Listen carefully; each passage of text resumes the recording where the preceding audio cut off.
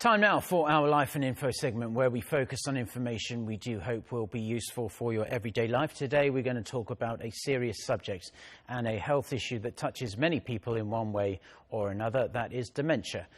We have our health reporter Choi Si-young joining us in the studio to tell us more. So Si-young, let's clear something up from the start, because there is this common misperception that dementia and Alzheimer's disease are the same thing, but that is not the case.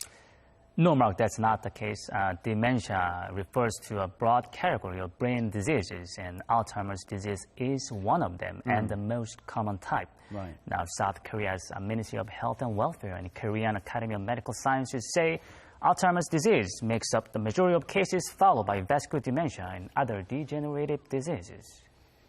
And for people watching who might be concerned about a family member or a friend, what are some of the major symptoms we should keep an eye on that might indicate someone might be in the early stages of Alzheimer's disease? Well, I would say the early signs of Alzheimer's diseases includes your repeated forgetfulness associated with aging. Now, for example, if you forget where you left the wallet or key, that's it, and you find it difficult to focus or concentrate. But I must say, this does not necessarily mean you have dementia. If you are confused expressing your thoughts or performing complex tasks or traveling alone to unfamiliar places, then you should go see your doctor. The key here is a decline in cognition. If you feel you have these symptoms, please do not hesitate to visit your physician without delay. The chances are these symptoms will only get worse and worse if you don't. Right, so it's not a case of just forgetting things every now and again. It's more a case of actual cognitive decline there. So in what way can we distinguish between what are just normal memory lapses and signs there might be something serious happening? Well, for that, why don't you take a listen to some doctors I talked to? Okay.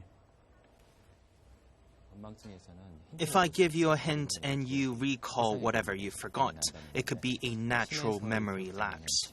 But if you still cannot remember even after the hint, it could be a sign of early dementia.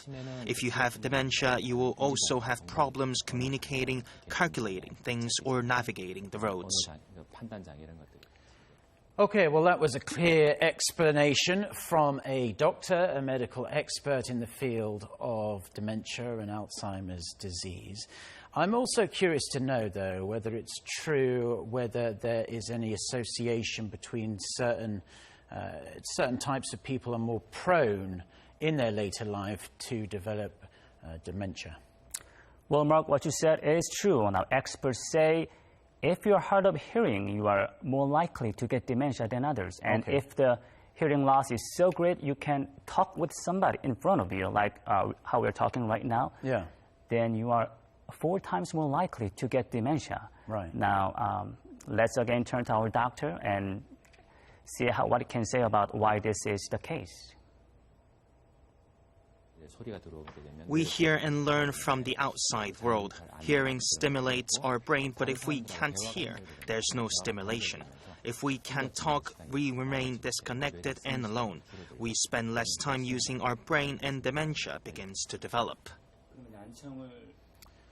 Well, I must say I never really knew that hearing loss had this connection with dementia, but hearing what the doctor said there, it does makes sense. If you're kind of locked away in your own mind without giving it much stimulation, it's going to cause that.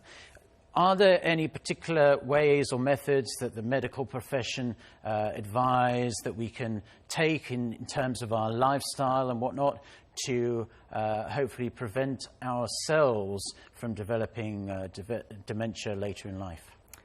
Well, health professionals recommend 2 things, a healthy diet and paying attention to signs of early dementia. Now, first, you need to eat low-fat meat along with fish and vegetables, and also pay attention to warning signs of dementia. Now, and if you keep forgetting your daily routines, such as walking your dog or taking pills, you need to take that seriously and go see your doctor right away. Now, doctors also say caregivers should also let dementia patients do what they can themselves and not do everything for them.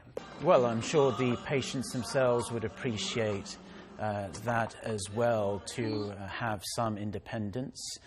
Dementia, unfortunately, is a condition that affects so many people, not only here in South Korea, but around the world, whether it be yourself or a family member that you have to take care of.